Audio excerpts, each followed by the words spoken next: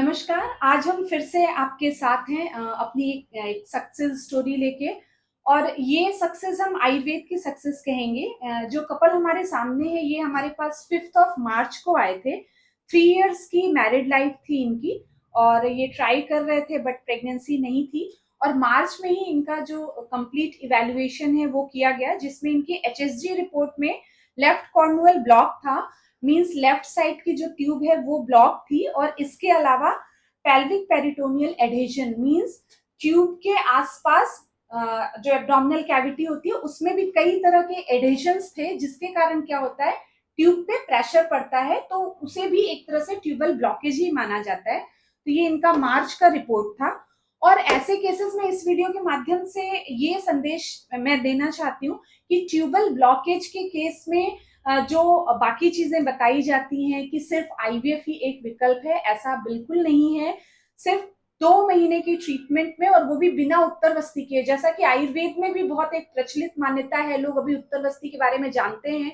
और अगर tubal blockage है तो अभी लोग आके बोलते हैं कि हमें उत्तरवस्ती चाहिए, लेकिन इस केस में बिना उत्तरवस्ती के जो आयुर्वेद का दीपन, पाचन, गर्भाशय शोधन और बीज संस्कार का जो प्रोटोकॉल है उसको ही हमने फॉलो किया। और पंचकर्म के लिए हम प्लान करते, लेकिन ये था कि उस अभी जब ये हमारे पास आई थी तब गर्मी बहुत ज्यादा पड़ रही थी, तो पंचकर्म के लिए हमने प्लान नहीं किया था।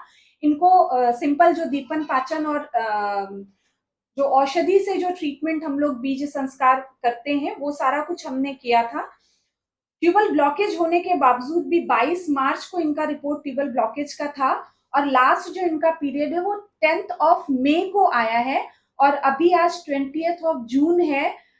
मतलब 10 दिन का ओवरड्यू है। और अभी इनका जो यूरिन प्रेगनेंसी टेस्ट रिपोर्ट जो है वो पॉजिटिव है। तो इस वीडियो के माध्यम से यही संदेश हम देना चाहते हैं कि ट्यूबल ब्लॉकेज अगर है तो परेशान नहीं होना है, निराश नहीं होना है, क्योंकि निराशा, परेशानी और स्ट्रेस वो इनफर्टिलिटी का सबसे बड़ा कारण है, जैसे हम हमारे पेशेंट्स को बताते हैं। और आपको भी यही बोला था कि स्ट्रेस नहीं लेना है, ठीक है। तो ट्यूब ब्लॉक है तो परेशान नहीं होना है।